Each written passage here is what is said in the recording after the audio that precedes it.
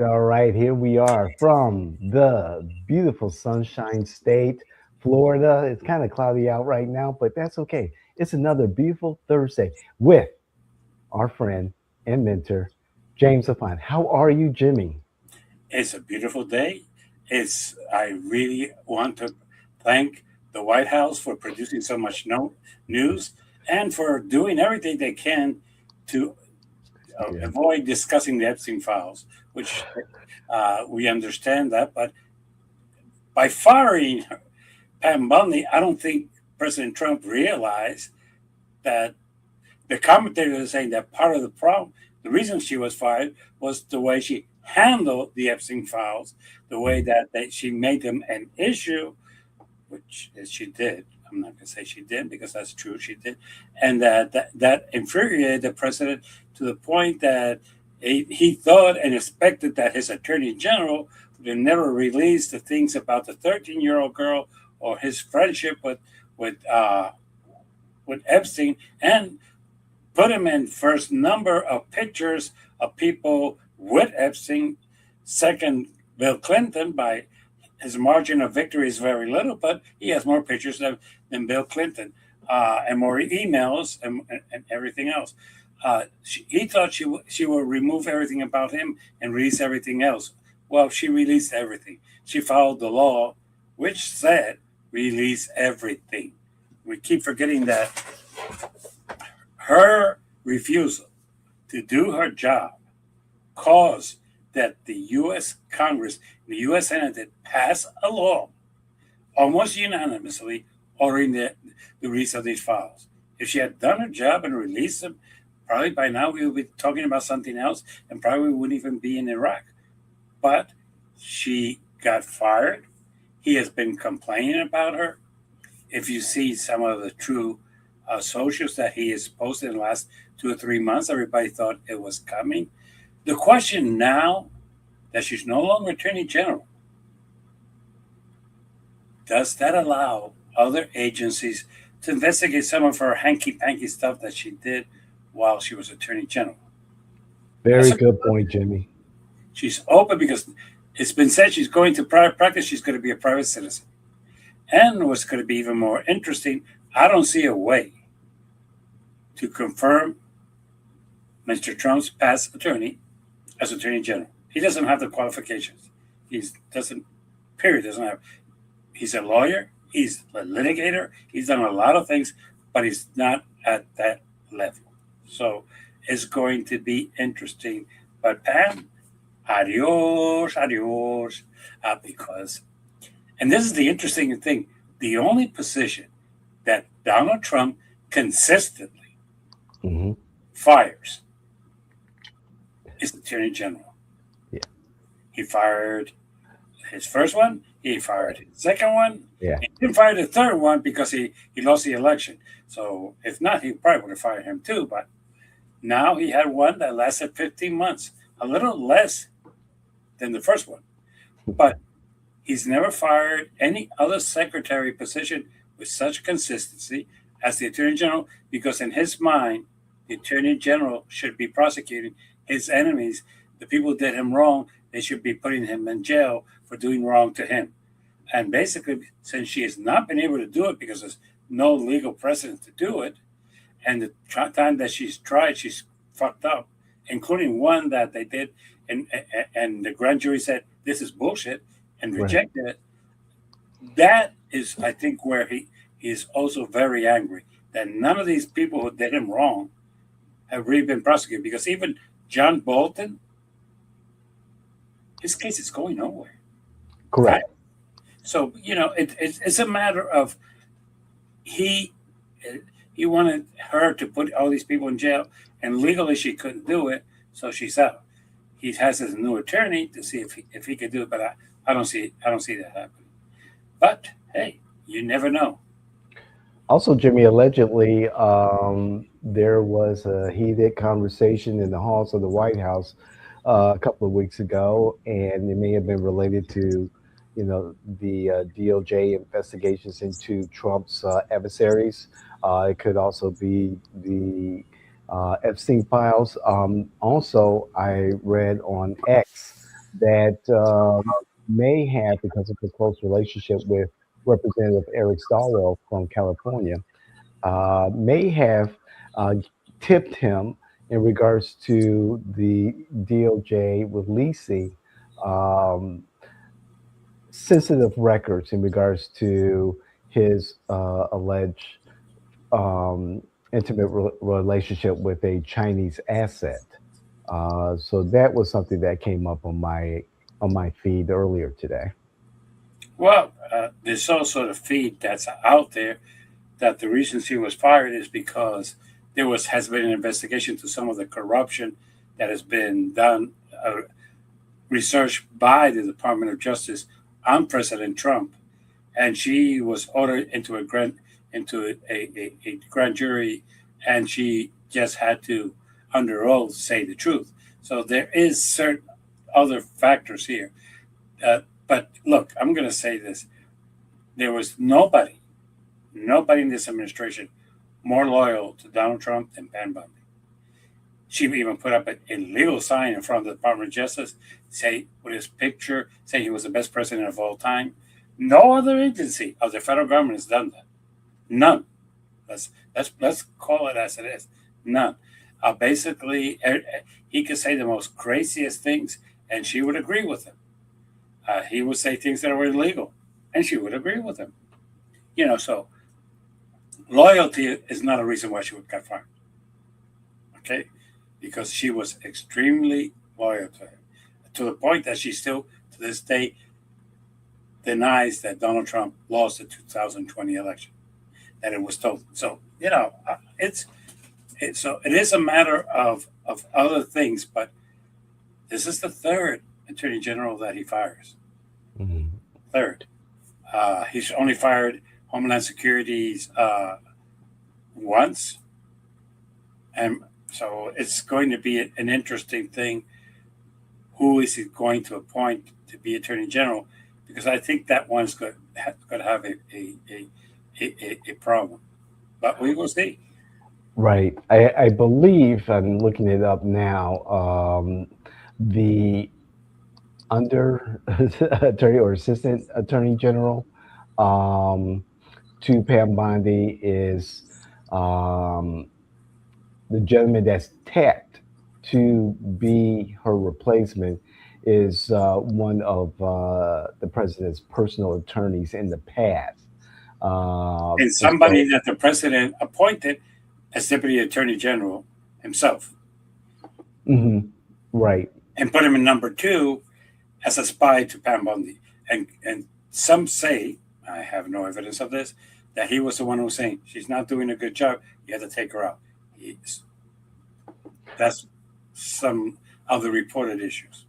I think one of the political CNN just reported that it's Deputy Attorney General Todd Blanche who is replacing Bondi for the time being.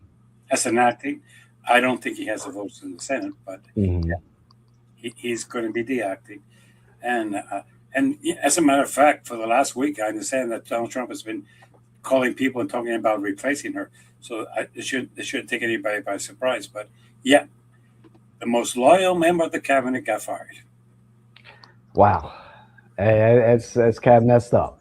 And Uh, let's me jump into another subject using Pam Bondi. Yesterday, in the Beast, going to the U.S. Supreme Court, first time a president's ever done this, right. what was driven down. Uh, it's not a long distance, but he drove down with Pam Bondi. He walked into the Supreme Court with Pam Bondi. He was right next to her. He was talking to her during the arguments Okay, with Pam Bondi. And the next day, you're out of here. man. Well, maybe that was his April Fool. So let's you know, I'm fooling you to believe that you have a job. Uh, Wow. so that happened. So let me then get into the birthright arguments. Okay. Yes. Let me make a caveat here to start off with. Not every attorney in the United States is a member of the United States Supreme Court. to be a member of the United States Supreme Court and be able to argue a case in front of the United States Supreme Court, there's some requirements. First, you have to become a member, and to become a member, you have to be recommended by two members of the United States Supreme Court and evaluated by the United States Supreme Court and accepted as a member of the United States Supreme Court as an attorney. If you would want to argue a case, you would have to avail yourself of somebody who's at least argued two cases, so you can sit with that person so you can learn how to argue a case. That is no question that some of the people that were there yesterday were there because of one exception that says that U.S. solicitors automatically, that are appointed by the president, are allowed to present and argue a case. And that is their job, and it is clear. Now, for those of you who do not know this, I am a member of the United States Supreme Court, and I've never argued a case, but I've always been a servant of what I call the U.S. Constitution. Yesterday, it was interesting, two things. The U.S. Supreme Court in its history has never recognized a member of the public. You could be the defendant and being sitting there in the back of the attorney who's arguing your case. They do not recognize you. They recognize the two or three attorneys who are there arguing the case. These are the people that they recognize.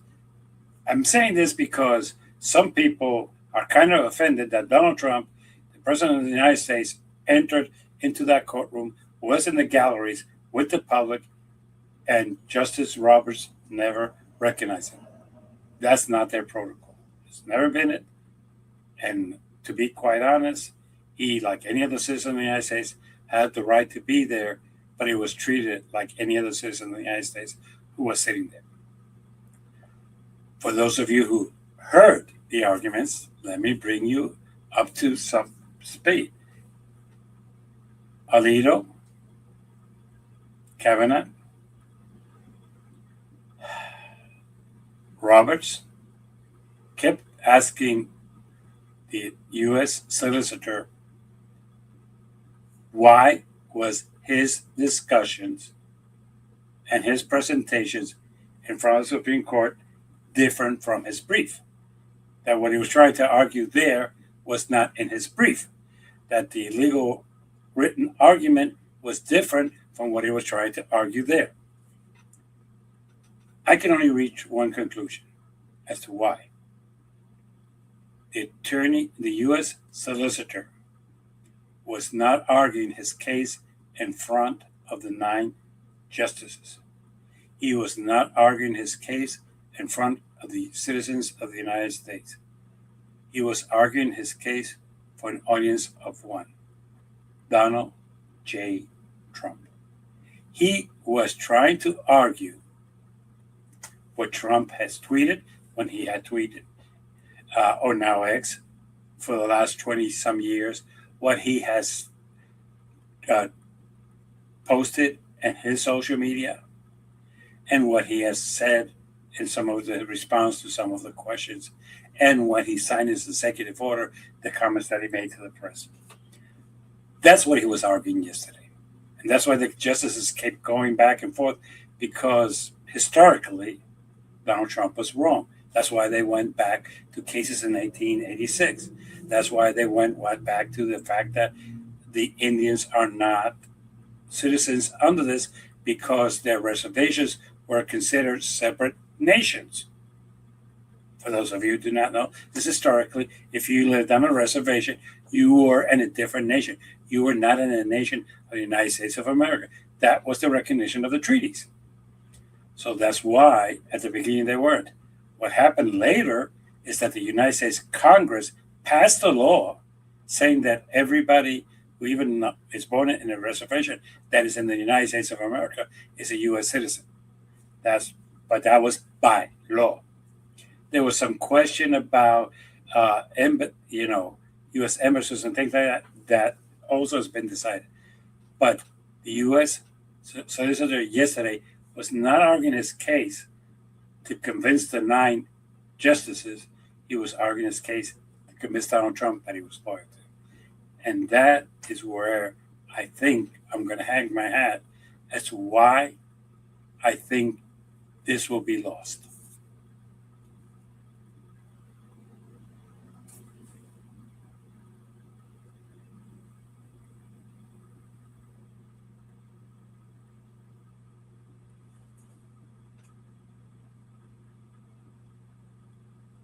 I can't hear you.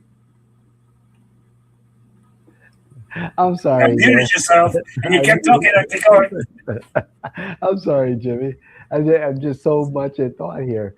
I got to cut that out. I was watching C-SPAN or listening to C-SPAN during the arguments in front of the Supreme Court, and I was disappointed in hearing Solicitor General um, John Sauer's arguments. I was expecting a little bit more context into the cases that were brought in front of the Supreme Court regarding this matter. And I don't think I can tell you that judging from the questions from the liberal judges, they're lost. Gorsuch may be the key to a win for the president's argument to end birthright citizenship.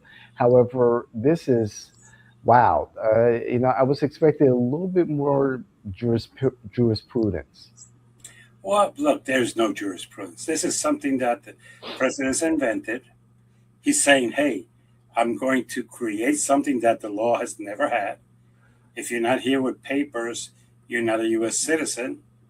I've always heard of the anchor baby. That's a bullshit created by Fox News. There's no such a thing as a fact anchor baby. If you're here illegally, you could be deported. Your kid can stay, but most people take them with them. But Right. legally, that doesn't grant you citizenship or grant you any rights in this country. It has never, and that it was never the intent. The intent was very simple. You're born here, you're from here. Simple as that. You Right. want to naturalize yourself, you naturalize yourself. Canadians come all the time and go, and they have children here, and that's fine, and they go back. Yes, I've known of people who have flown in specifically to make sure, because I, I never forget the stupidity, and I'm going to say this, the stupidity of somebody in St. Thomas, St. Croix, who got on a plane to have their child here because they weren't sure that if the child was born in St. Thomas, St. Croix, if he had the same rights as a U.S. citizen born in the United States. And the reason that behind them, and this is something that is always interesting, that I didn't hear yesterday. In order to be president of the United States, you have to be born in this country. Correct. So a lot of people who live in the colony of Puerto Rico and in the colony of the Virgin Islands tend to think that if they're born there, they cannot become president of the United States, because some people have interpreted that being born there, you're not born in the United States, even though people who are born in Puerto Rico are U.S. citizens. Right. This is the problem that, yes, that was not discussed. What Donald Trump wants to do is basically create a mess hole, and that's what I think I heard from the judge, that they're going to have to sit down and find out what the intentions of the parents. If the parents' intentions was that they wanted to move here and domicile in the United States, even though they were illegally here, would that child be a U.S. citizen? Well, no, because they're here illegally. That is not, I would say this. I think Donald Trump lost Roberts from his questioning. He lost Amy from her questioning. He lost Alito a long time ago. Gorsuch, he might be. To be quite honest, ones that I think might vote for Donald Trump Kavanaugh. is Thomas And Kavanaugh. and Kavanaugh. Right. The other 7, I am not sure. Because the problem here is one thing that they kept saying that most people do not understand. This is a United States constitutional amendment. The president does not have the authority to change it or to interpret it or to decide how it's going to apply. U.S. Congress has that power. Jimmy, and the courts, in the courts, yes. but Jim, okay. on him. Hmm. Jimmy, so what I heard during the arguments and then, some of the commentary afterwards is the intent of the framers of the Constitution. And there is oh boy, what was it? I believe it was a judge who stated that, I'm not going to mention it because it's very well defined and I don't want to mess with it. And it was saying that, and you mentioned domicile. What were the intentions of the parents? And certain classes are exempt, like children are excluded, like children of ambassadors or prisoners of war, things like that. But in this discussion of domicile, are the parents here on a tourist visa, have a kid and then go back?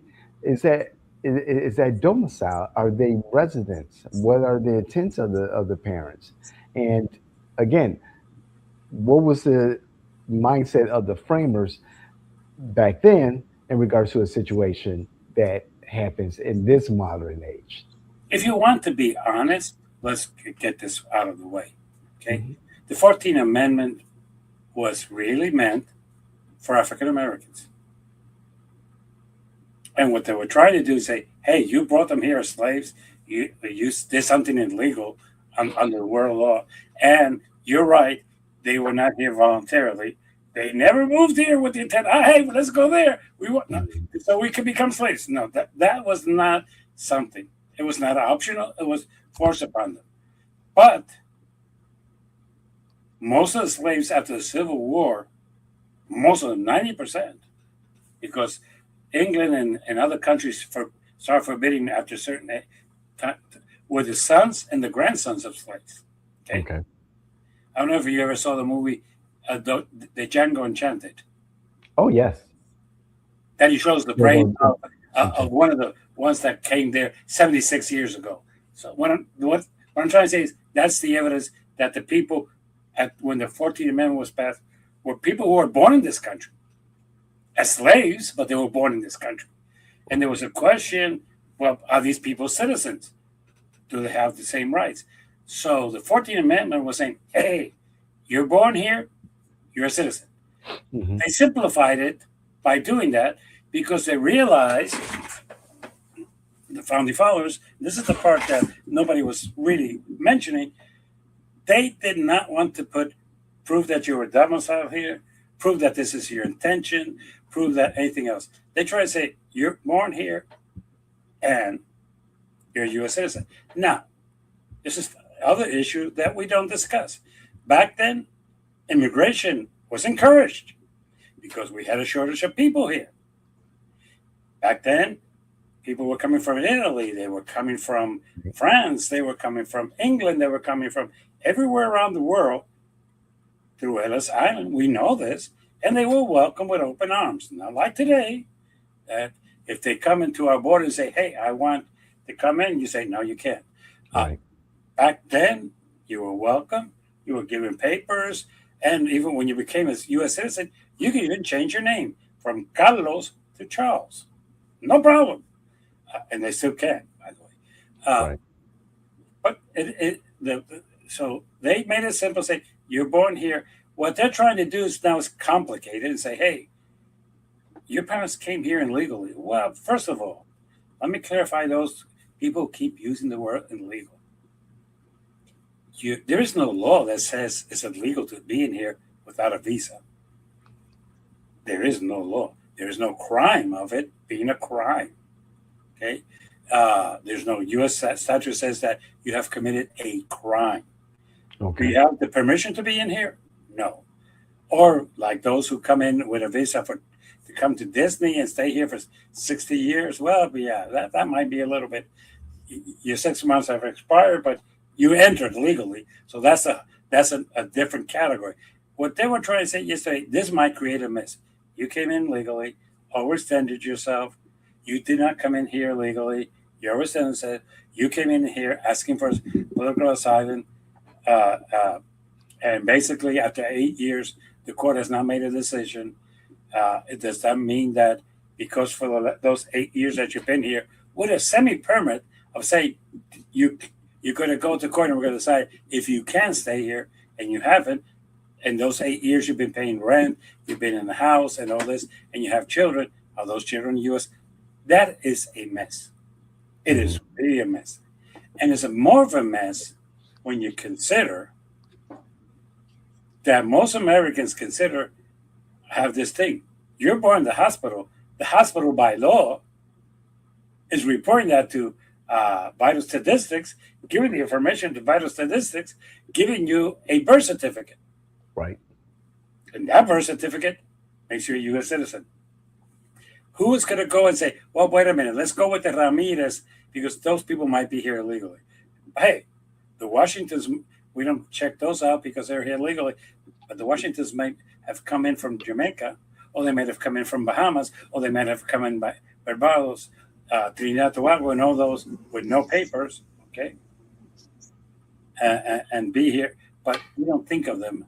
As a matter of fact, there was a guy that was arrested that most people do not know. He was here for 40 years. He never thought that because he came through Canada and came in here, they had to do much. He got a driver's license. He got everything.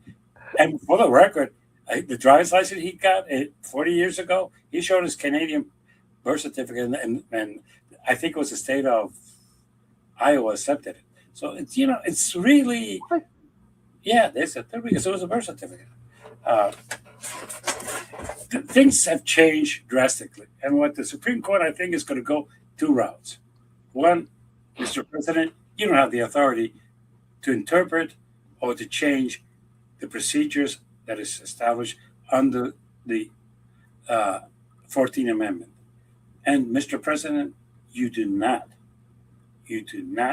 have the authority to decide who can stay or not in this country. That is an inherent power of the U.S. Congress. Just like what happened recently in the other cases that they say, look, that's the House and the Senate have to pass those laws. You can't. Uh, and the thing is that bothers me Okay. is that we all know why he was sitting there yesterday, Intimidate. and that bothers me. Yes. But I don't. This is the thing that what I'm hanging my hat on. I think there's some of them that might have given it the benefit of the doubt. They could have voted against him just to show you're not intimidating. So we will see that. I get it that this is important to the president. However, like you said, the Supreme Court interprets law, Congress makes the laws. And again, this falls back on a Congress that is under Republican control. It doesn't make sense that the Republicans don't take this issue and at least resolve some of the problems that I think are universal as far as like the tourism,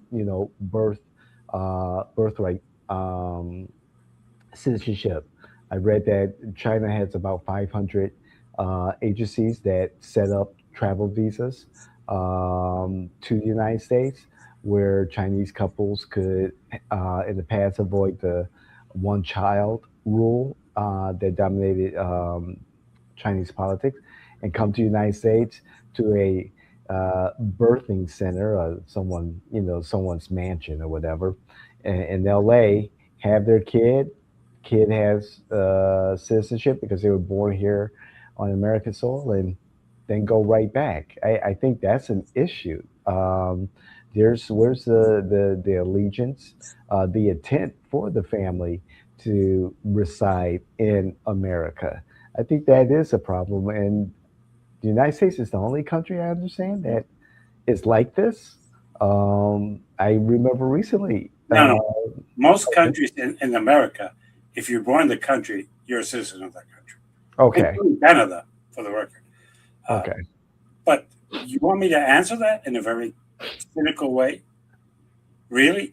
Do you think it is in the best interest of the Republican Party to fix the United States of America's immigration problem? Yes, because they're in control right now, and it's something that No. they have If they railed. if they fix the immigration problems, Mhm. what is their next campaign going to be about? Touche.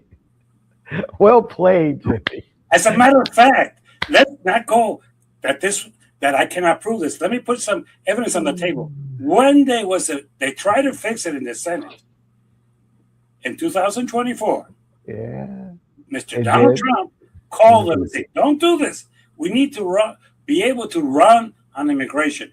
They have been running for the last 40 years on immigration. Yes, If you yes. fix it, then what are you going to run on? The economy? Hell no. Hell no. Donald Trump fixed that, according to what he said last night. So, Right. we have this is the problem that we need to understand. Okay. Why have the Republicans never fixed it? I think Donald Trump put it the best. Don't fix it. We need to run on a broken immigration system. Good point. Even though I come back and say, yeah, but you're in control of the house. Look, the first 2 years of Donald Trump, House, Senate, no, excuse me, the House, he had it. Right. They did nothing about it. Uh, Bush had the House and the Senate. They really did nothing about it. Okay, Okay. I'll go a step even further. Ronald Reagan and Bush father had 12 years Yes. to fix it, and they did nothing. It's because Donald Trump is right. They run on the issue of a broken immigration system, but they don't repair it. Because if they They do, think it. Yeah. then what are they going to run on? The economy? No. What are they going to run on?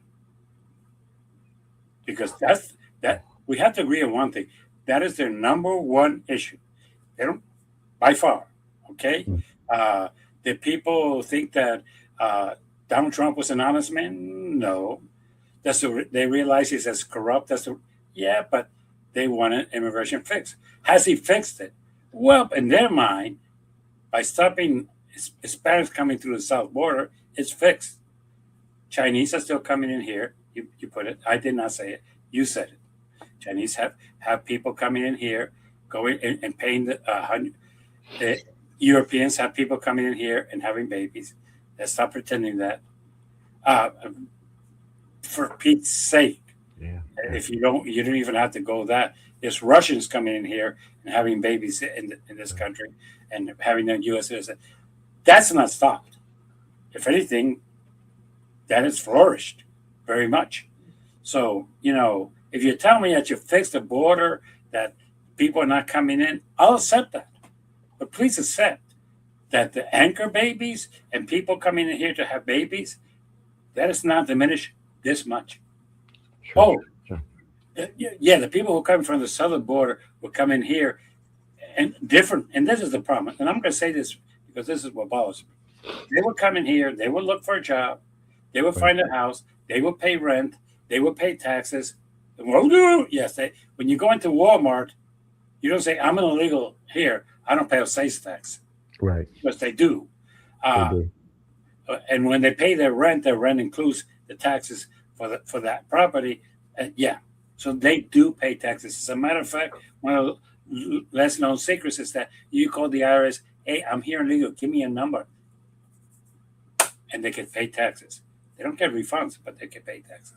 Why did they do that? Because under the first thing that Ronald Reagan did in the 80s, if you could prove that you were paying taxes and that you were a good citizen and all this, there was an amnesty for you.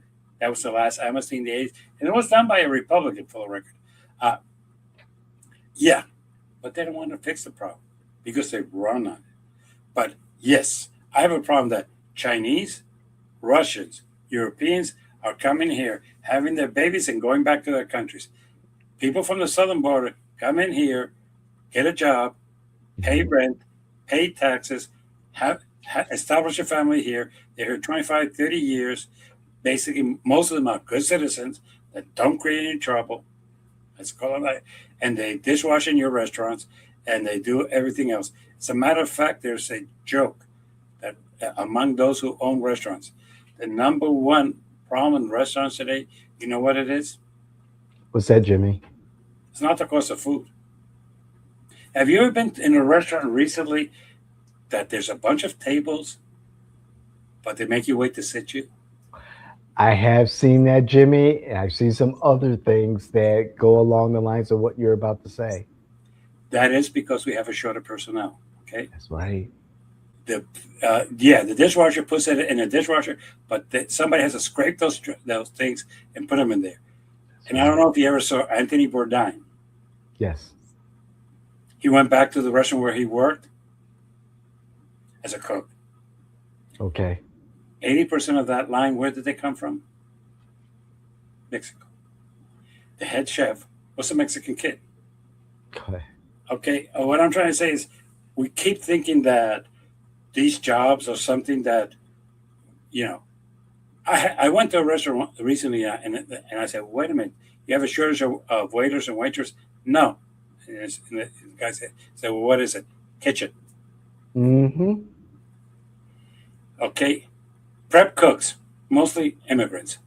Dishwashers, let's not start with that one because I don't Mm-hmm. see immigrants. Half of the chefs there are immigrants. Right. So basically, when we say we don't want these people here, we are creating a problem for ourselves. But, you know, we live in a great economy where gasoline is $4.29 a gallon and it's still going up. This is a great Yeah. economy. With that, let me say briefly before I forget, I Yes. want to congratulate the Orion in a successful trip around the moon, and I hope that everything goes well and smoothly. And I say that because although of those of you who don't remember, some of the trips to the moon did not go smoothly. That's why I'm wishing them good luck. Yes. They come back and that they give us a good report. So next year we could hopefully land on the moon and explore it more and more and go where nobody. Well, people went there in the '60s, so I'm not going to say where Right. nobody's gone before, but you know what I'm trying to say. Uh, that is one of the things that I want to congratulate. With that, I want to. Jimmy, I want to add one more thing, a little fun fact. Did you know that the NASA administrator, for the first time in the history of space flight here in the United States, allowed the use of personal iPhones?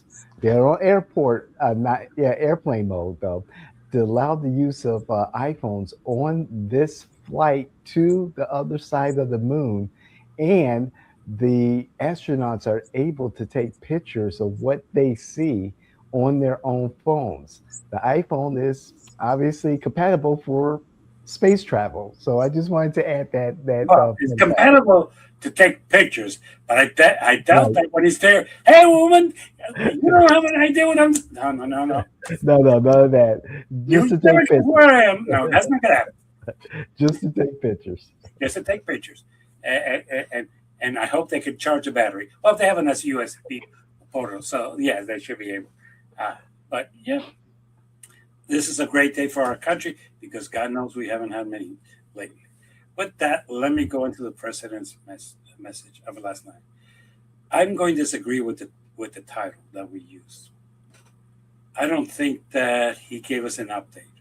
Everything that he has said last night has been either said by him in press conferences before and comments that he's responded to questions before, or even for his post. Mhm. That we obliterated Iran, we knew that. That we're winning the war in Iran, we know it. So he tried to justify it and or explain why. And Mr. President, you need to learn from Bush. Number two, Bush number two told us that the reason we went into Iraq is because of weapons of mass destruction. And after 4 years, there were none. You're not going to invade Iran because you don't have the stomach to cost us 35 to 50,000 lives. Uh, Iran is larger than Iraq, for those of you who do not know that, and that's a bigger army. Much bigger. If you go to man combat, is what I'm trying to say. Okay, they had uranium, no doubt, but the people who were inspecting them prior to the bombardment and prior to you canceling they say they did not have that much, and we know they did not have, and to this day don't have rockets that could be launched from Iran and arrive in the United States. They did have that could be launched and land in Israel. That is true. We do. And across the border, yes. Uh, but that there was anything capable, no. Have they been bad people? Yes. Have they been exporting terror to the world? Yes. So has Japan. So has China. So has North Korea. So has Russia. And I could keep on going. Okay? I don't think that you convinced the American people why we're in Iran. You've been telling us, as a matter of fact, go back that you're repeating this, since we started, it should end in 2 or 3 weeks. And it's now into day 33.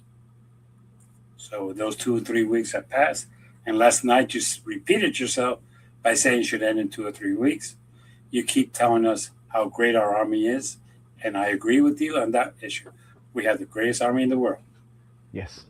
But what you need to be is also honest with the United States people and tell them what is your plan for victory.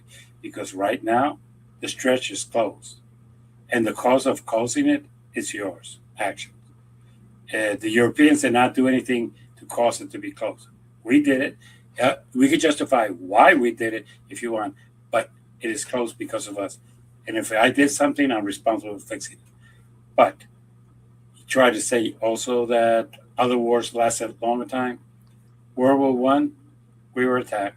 World War Two, Pearl Harbor, and we were attacked. And by the way, for those of you who do not know this, World War One, because we were helping England, Germany declared war on us. The same thing in World War Two, Germany declared war on us, so we had to respond to that. Korea, I would agree. Korea never declared war on us. We went to help an ally, and I understand. I would agree with Vietnam. But the one thing that you ended it there, that I found it interesting and kind of offensive, is your war that you never ended. Afghanistan. You ended, it was going. You left, it was going. You did not end it. You did not stop it. And it was going on when you left office.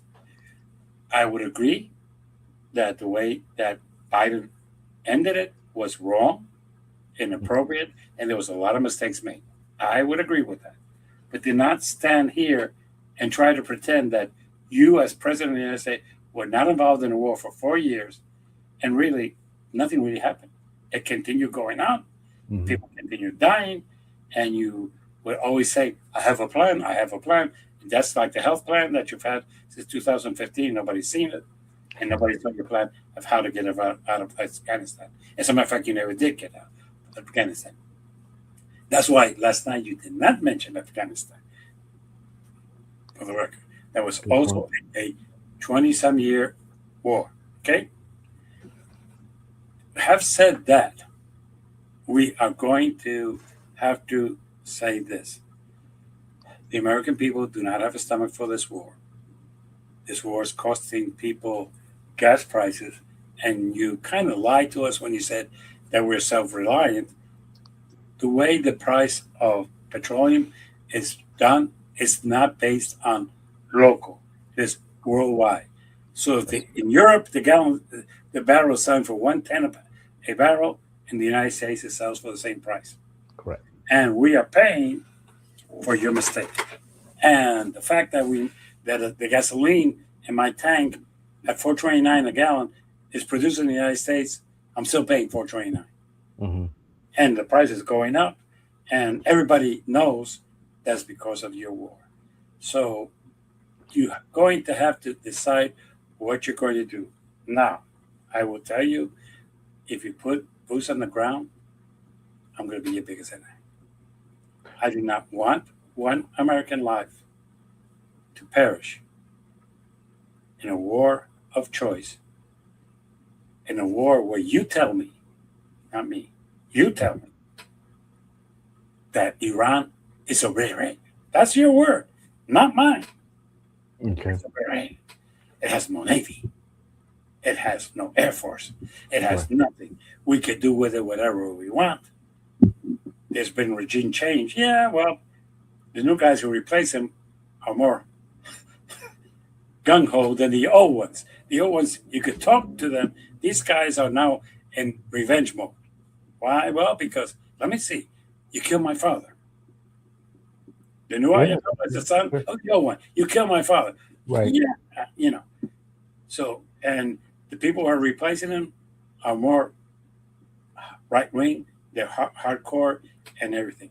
And by the way, surprise, there's been no uprising in Iran. And Exactly. I explained this last week, and I'm going to make it as brief as possible.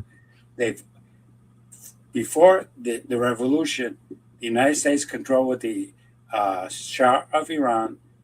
Iran. It did everything. It took the petroleum at a very cheap price. It let Amoco and every other take out that gasoline and control it and control the price of it. Control Iran. Basically, control the economy of Iran, and basically try to modernize Iran, except in one area. This is the hypocrisy of the 70s of the United States. They wanted Iran to be a modern country like the United States, Correct. with one exception. In ways they were. Hmm. With one exception. You know what exception that was? The Shah of Iran. It was theoretically a The monarchy. dictatorship. It was not Yeah. a it was not a democracy. So when Hmm. we say, hey, they had everything, no, they did not have democracy. And technically, under the new Revolutionary War order, they do elect a parliament. Now, Yes, the they did. last word is is the Alataria. I'm not going to try to change that. But unless it's something really big, what they decide he's okay with, he was. He's not here. I should keep saying he because he's not here. But at this point, but the other thing, who did we align with? You see, you have to understand how they think. They might work with the United States. There's one country they're not going to work with, and that's Israel. Israel. And since we joined Israel in attacking them, we became their common enemy. Correct. So say, hey, we're going to take these guys out so the Americans and the Israelis can come in. Not going to happen. And at the same time, there's a lot of people in that country who believe in that system. I disagree with it, but they believe in it. It's like there's a lot of people in Israel right now who don't agree with what Netanyahu is doing. We know that.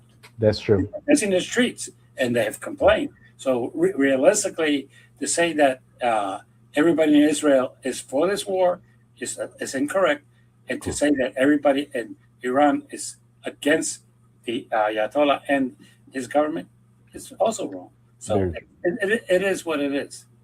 Jimmy, would you be in support of special forces and support troops on the ground securing the allegedly 1,000 pounds of uranium to prevent Iran from establishing enriched uranium in the immediate future and eliminate that risk off the bat and then leave Iran?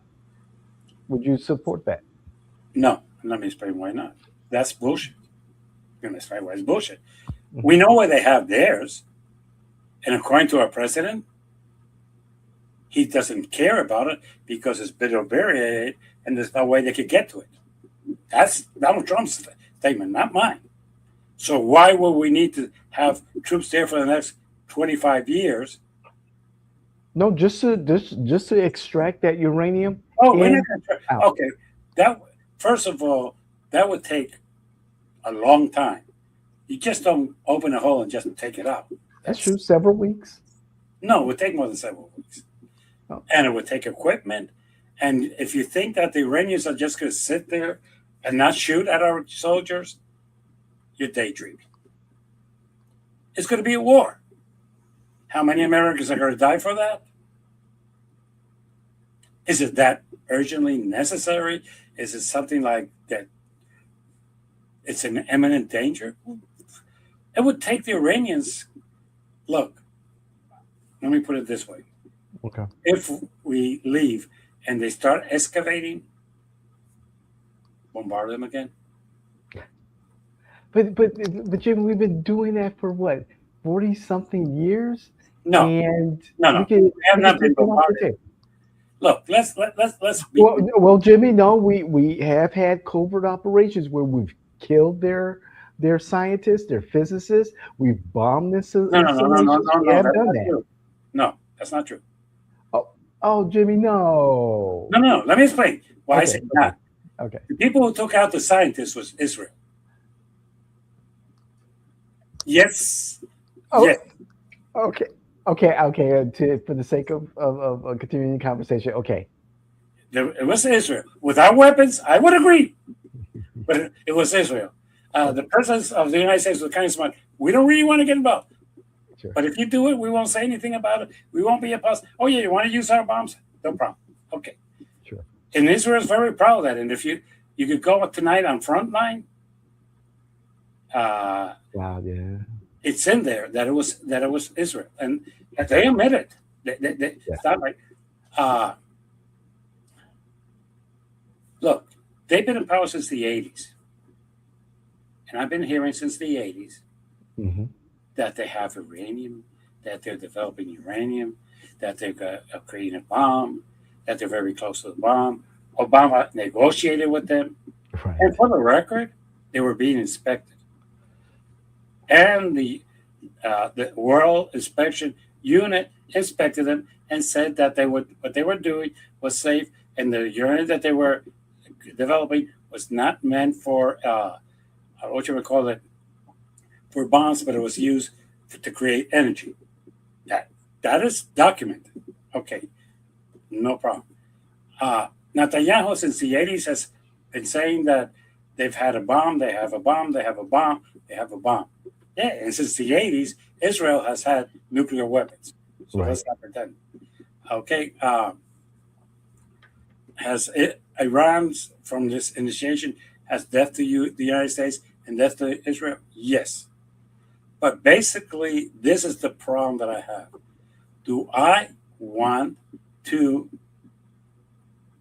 lose six, seven, 8,000 soldiers to Hmm. distract something that once we leave, they can start developing again? That's the whole problem of this equation that always matters about. I took away your ice cream. Can I get more ice cream? Sure, you can get more ice cream. I took it away. And the problem is it that easy? Well, let me clarify to this. Hmm. There's five countries that are friends in exchange: China, Russia, North Korea, Iran, and Syria. Yeah, Hmm. five. Do you have any idea where Iran is getting its uranium from? What was that question, Jimmy? Where has Iran got its uranium from? Oh, Russia. Oh yeah. So this is what I'm saying. We put those soldiers. We lose, let's say, 3 to 5,000 soldiers to get that. We take it back to the United States and we put in our bombs. Well, okay, good, no problem. Hmm. What guarantee do I have that Russia's not going to say, "Hey"?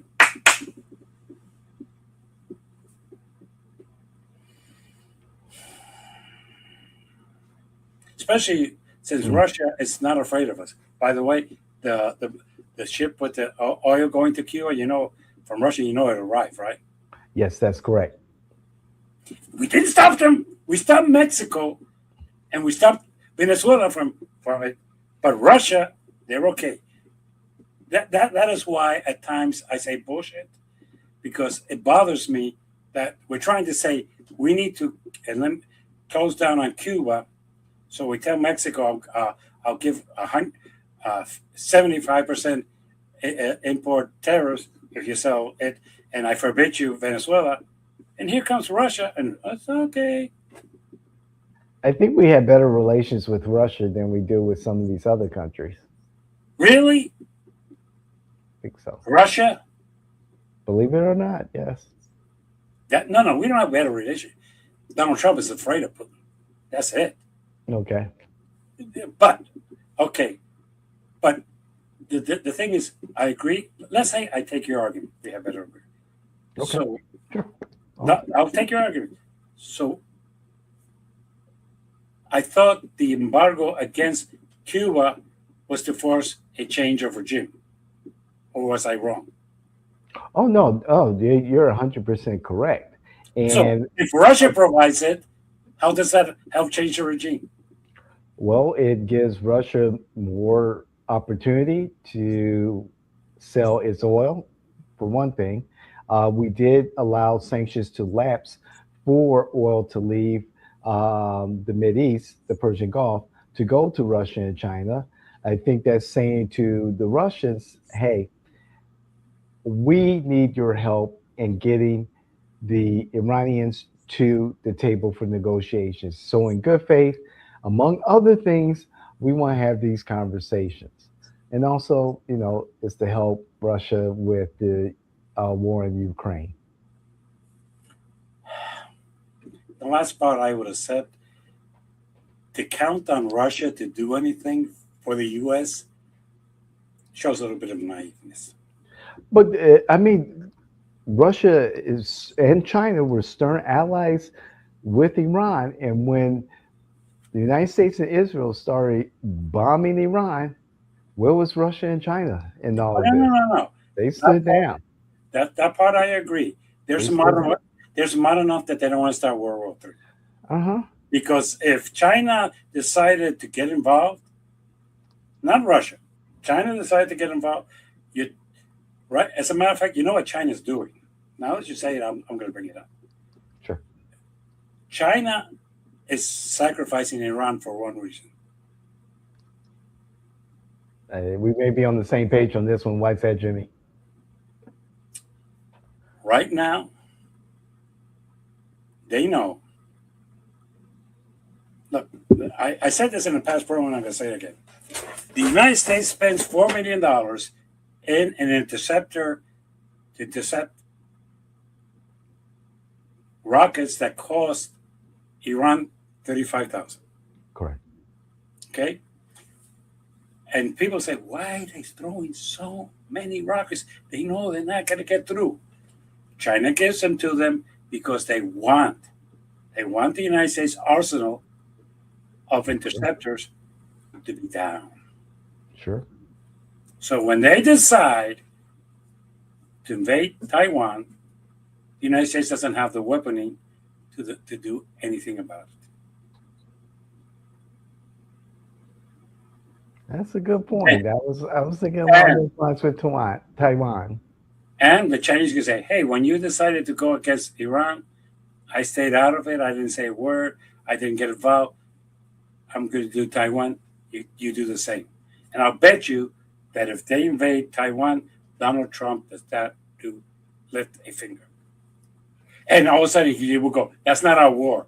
Oh, Iran was our war? Bullshit. The problem is that basically right now, China and Russia are letting the United States waste its weaponry. They're Hmm. just allowing it. And they're helping it. And Hegsack and Donald Trump do not realize this. Again, they are giving them these things that they know are not going to make it to Israel. Because the United States just sits there and sends out all these interceptors. And these interceptors, it's not. That's why I needed $200 $1 billion because they need to Right. buy more of these things. Okay. And some of them got into Israel because they figured it out. Hey, they're looking things coming from Iran, so let's have them come from Lebanon, and we'll level them down. That's look, we're not winning the war. We're not losing it. But right now, nothing's passing through the stress of Hamas. We know that. Hmm. They're still bombarding Tel Aviv. And Yes. basically, as much as we have bombarded them, the government's in place. And believe it or not, they have been very defiant. However, Iran is at the negotiation table by way of our foreign minister friend in Pakistan. Well, he is trying, and I give him good faith for that. The problem is, uh, having been a mediator, this person wants this person wants that. If they don't start compromising, I could talk to you to 12 o'clock tonight, and I don't see the U.S. or Iran compromising. That is Hmm. the problem. But it's going to be an interesting 2 or 3 weeks. I'm going to make a bold Yes. prediction. On June 1st, I'm still going to be talking about the war in Iran. Whoa. That's a serious prediction, Jimmy. I expect to be out of this no later than 2 weeks, believe it or not. And I'm going to make a second prediction. If this war goes into June 1st, Oh, my prediction of 20 seats in the House, I'll up it to 30. wow. Look, to say that the American people are happy with the war in Iran or supportive of it, not according to the surveys. I have an experience to say, and I'm going to repeat what I heard. I was in a gas station and I was filling up my tank. It was $3.99 back then, cheaper than now. Yeah. This guy comes in his back in his truck with an American First bumper sticker, not a Donald Trump. Okay, I'm going to clarify this. And he blamed. He was yelling it out to another person. He blamed Donald Trump allowing himself to be convinced by the state of Israel to go into this war. Mm. That he was listening to the wrong people. And I'm not talking about somebody who I would consider a liberal, because the way he was talking about was America first, and that Donald Trump had promised him before he voted that he would not get involved in any wars, and he's been more wars than he can pay for it. And he ended, he could care less what happens in Cuba.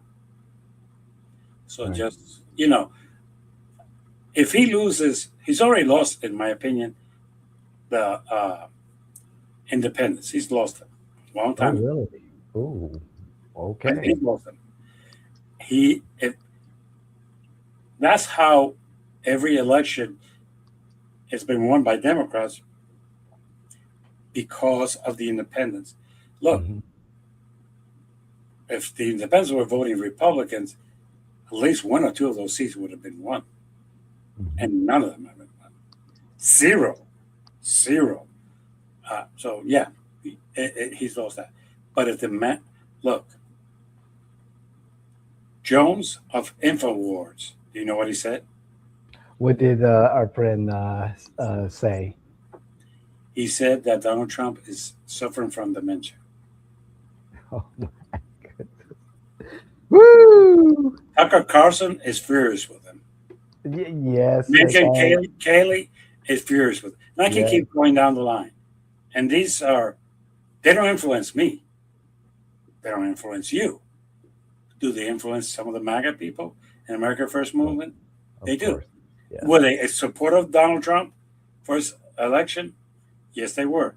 They're Right. against him right now. How, you know, how bad is it going to be within the movement itself? Look, a lot of American First people do not want foreign wars. You know that. I know that. It's been That's true. expressed. They're not about As a matter of fact, they're anti-regime change. That if the people want to be controlled by crazy people, let them. As a matter of fact, we did it ourselves. So why are we complaining about regime change? We elected a crazy person, so they have a crazy person. What can I say? You have a person who wants to be an autocrat. I mean, when have you ever had a president try to intimidate the Supreme Court into a decision? I'm sorry. When have you ever had a president the day before of this call the Supreme Court stupid? Hmm. So yes, we do have a problem. But before I go with, I would like to go for the fuck ups of the week. All right, let's go with it, Jimmy. I'm going to start this week with the Republicans. Republicans, you need to grow a backbone. This war is killing you in more than one way. Yes, gasoline is $4.29 a gallon, and it was $3.99 last week, and next week it might be $4.59 because the price of oil keeps going up because of the structure from it. Yes, food is going up because the cost of transporting the food has gone up because of the gasoline and the diesel. Everything else is going up, and it is not, except the salaries. And like I said, those of us who do politics, it's all about the economy. Stupid. The economy, people do not give a shit about what's happening in the stock market. Oh, the 401ks. Only the higher middle class and the rich have 401ks. Most poor people and most middle class people do not depend on 401ks. And currently, even those who do, half of them vote and the other half have not retired yet. Okay. People care about the cost of gasoline, the cost of food, the cost of clothing, and the day-to-day costs. They're all going up. They are not convinced by your president that this war was necessary. Even Tulsi Gabbard was such a chicken that she says that who decides what is an imminent danger is the President of the United States. And she would not even admit that their report said, that their written report 2 months before the invasion said that Iran was not an imminent danger to U.S. soil. They did say in that same report, because I want to be fair, that yes, Iran had plans to try to attack Israel. They did say. So before you make the comments, I'll say myself. Republicans, if you don't grow a backbone soon, and if my prediction is correct that by June of this year we're still in Iran, and that somebody decided to put boots on the ground, and we have lost more than 1,000 U.S. soldiers, you could say bye-bye to the House, and you could say bye-bye to the Senate. Now let me take the Democrats. Democrats, right now, you don't have a plan. I know that you're counting on your campaign manager, Donald J. Trump, to take you to victory. And I know that some people are saying that the wins that you've had is not that they're voting Democrat, they're voting against the Republicans. I understand that. You need to come up with a 5-point plan. And I'll give it to you. Number one, the economy. Everything is more expensive. Everything is more expensive. And inflation is very close, because if gasoline goes up and everything else goes up, that will cause an inflation. So, matter of fact, the last inflation was under Jimmy Carter, where the price of gasoline went up, and not only went up, you had to make lines and pray to God that they had brought gasoline to that gas station and they had enough to sell you. 2, talk to the people that you're going to end the corruption in this government. There's enough government corruption. Yes, you participate in some of it, so that might be hypocrisy, but it is clear to people today how you can buy your way out of trouble. 3, start talking about the things that are important to people's every day. I'm going to go the reverse. Birthright is not a danger to us. Most of the people who are born here, stay here, are good citizens. That their parents might have come in here in not the best way, yeah. But that does not require spending millions of dollars. 2, the important thing for us is the space thing. The other thing is education. They have closed down the education system department, and education in this country is still not worked and is still not one of the best in the system. 4th, healthcare. I'm probably going to put that in a civil plot to you. Right now,